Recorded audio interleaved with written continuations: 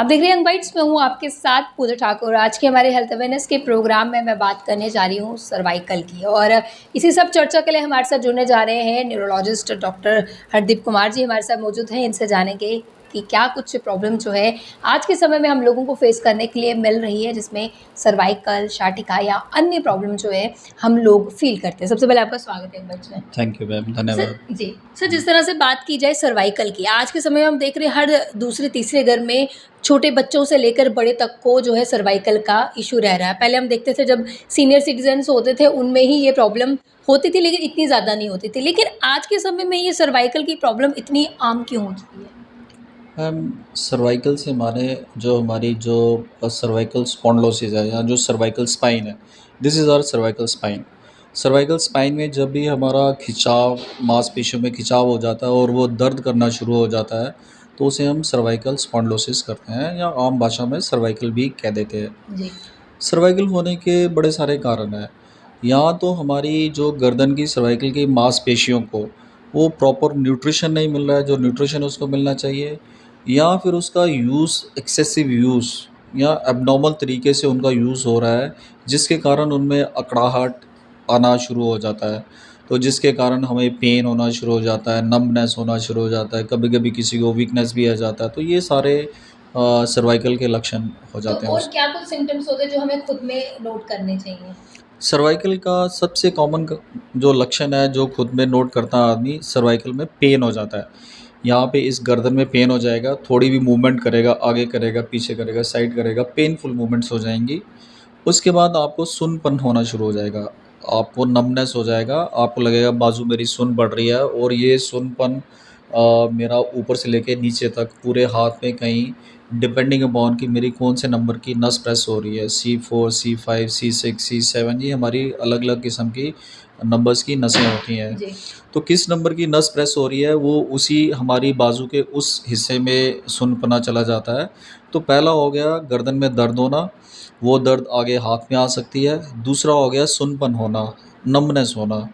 तीसरा फिर आगे जाके वीकनेस भी डेवलप हो सकती जी। है। तो ये 3 मुख्य लक्षण हैं। जी, तो क्या कुछ रीज़न जो है वो रिकॉर्ड किए गए हैं? क्योंकि अक्सर पेशेंट्स आपके पास आते हैं, सर्वाइकल, माइग्रेन, शाटिका या अन्य प्रॉब्लम जो है उनके अकॉर्डिंगली वो चीज़ें रहती है। लेकिन कारण अगर हम बोलें कि आज के समय में ये चीज़ें बढ़ क्यों रही हैं?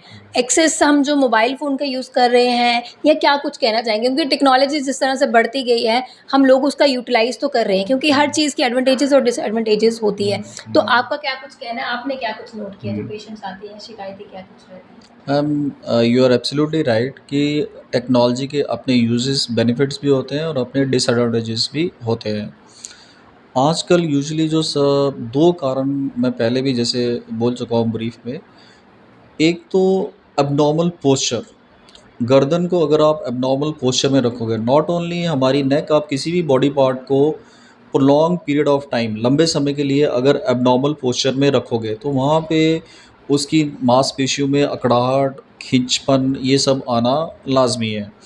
अब नेक को अगर आप प्रोलॉन्ग पीरियड के लिए, सपोज़ आप नेक बेंड करके रखते हो, नेक फ्लेक्शन करके रखते हो, आजकल के बच्चे जैसे मोबाइल करेंगे, कई-कई मिनट, आधा घंटा, घंटा, ये अपना नेक बेंड करके, ऐसे बेंड करके मोबाइल पे लगे रहेंगे, तो जो हमारा एब्नॉर्मल कर्वेचर बन गया, जो नॉर्मली हमारी नेक स्ट्रेट रहनी चाहिए थी, वो हमने फ्लेक्स कर दी, और जो प्रेशर नेक पे नहीं पड़ना चाहिए था, वो प्रेशर पड़ना शुरू हो गया काफ़ी लंबे समय के लिए। जी। हम टीवी देखते रहते हैं, कई-कई घंटे बैठ के टीवी देखेंगे, गर्दन के नीचे मोटा-सा पिलो ले लेंगे, वो भी एक एब्नॉर्मल पोस्चर बन गया उसका। तो सही हुँ। पोस्चर क्या बोलेंगे, हमें किस तरह से रखना सही चाहिए? पोस्चर है मैम, जो नेचुरल पोजीशन है बॉडी की, स्ट्रेट सीधा अलाइनमेंट में, ये हमारी नॉर्मल अलाइनमेंट है स्पाइन की।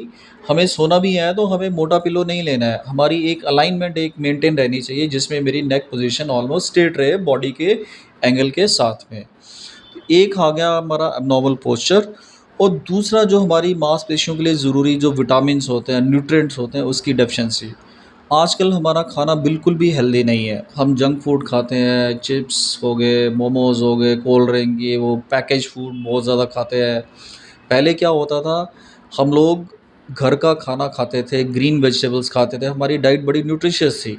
और हमारा ना ही कोई ऐसे नेक्स्ट ट्रेनिंग कोई हम एक्टिविटीज़ करते थे, तो जिससे सर्वाइकल होने के चांसेस कम होते थे। लेकिन आजकल ये दोनों चीज़ें बढ़ गई हैं, इसके कारण सर्वाइकल स्पॉन्डिलोसिस होने के चांसेस काफ़ी बढ़ जी। गए हैं। मोबाइल का हम यूज़ जो करते हैं, बड़ी बार ऐसी चीज़ें हमने देखी है, कुछ मोबाइल फ़ोन पे ऐसी गेम्स होती हैं, जो हमें बिल्कुल हिप्नोटाइज़ कर देती है और वो जो चीज़ें वहाँ पे बताई जाती हैं, कई बार हमने केसेस भी देखे थे कि बच्चे जो है वो सुसाइड करने को आ रहे थे, जो गेम से बताया जाता। तो माइंड को किस तरह से एक गैजेट जो है वो आपका कंट्रोल कर सकता है और उसके लिए हमें क्या करना चाहिए? ख़ास तौर से पेरेंट्स को भी? मैम, ये जो गेम्स हैं, जैसे पबजी गेम है और भी कई गेम्स हैं आजकल, दे आर वेरी एडिक्टिव। ये इतना, और इन गेम्स में सिर्फ जो मार धाड़, ये फायरिंग करना, शूटिंग करना, ये इसमें बच्चा कब अपने आप को उस करेक्टर में ढाल लेता है, उसको एज्यूम कर लेता है, ये बच्चे को पता ही नहीं चलता है। फिर वो धीरे धीरे अपने आप को, जो अंदर कैरेक्टर चल रहा है गेम का, वो खुद ही सोचता है कि ये शायद मैं ही लड़ रहा हूँ, ये शायद मैं ही कर रहा हूँ फाइटिंग। जी। तो इससे बच्चे के दिमाग में बहुत ही हानिकारक असर पड़ता है। तो ये जो गेम्स हैं आजकल की, दे आर वेरी एडिक्टिव। बच्चों को इनसे रिफ्रेन करना बड़ा ज़रूरी है, दिस वेरी इंपॉर्टेंट। जी, तो अपने हेल्दी ब्रेन के लिए हमें क्या कुछ फ़िज़िकल एक्टिविटीज़ करनी चाहिए? क्योंकि आपने जिस समय कुछ देर पहले बोला कि हमारे हाथ सुन्न हो जाते हैं, हम ज़्यादा मोबाइल फ़ोन यूज़ करते हैं या किसी भी पोज़ीशन में एक समय से, मतलब कि कुछ समय से अगर हम ज़्यादा रहते हैं, तो ये सब चीज़ें रहती हैं। तो नर्व्स की प्रॉब्लम अगर रहती है, तो इसके लिए हमें क्या कुछ ऑल ओवर डेवलपमेंट के लिए या ऑल ओवर एक्टिविटीज़ हमें ऐसी करनी चाहिए जिससे हमारा एक माइंड जो है वो स्ट्रॉन्ग रहे? मैं 2 ही चीज़ें बोलूँगा। जी, one is healthy food and second is balanced exercise. Healthy food, आपको गुड न्यूट्रिशियस फूड लेना है। न्यूट्रिशियस फूड ये नहीं कि हम कुछ और कोई एक्स्ट्रा सप्लीमेंट्स ले रहे हैं या बहुत ज़्यादा कोई विटामिन्स खा रहे हैं। आप सिंपल घर का खाना खाइए। ग्रीन वेजिटेबल्स लीजिए, दाल लीजिए, राइस लीजिए, चपाती लीजिए, रोज़ का 1 ग्लास दूध ले लीजिए।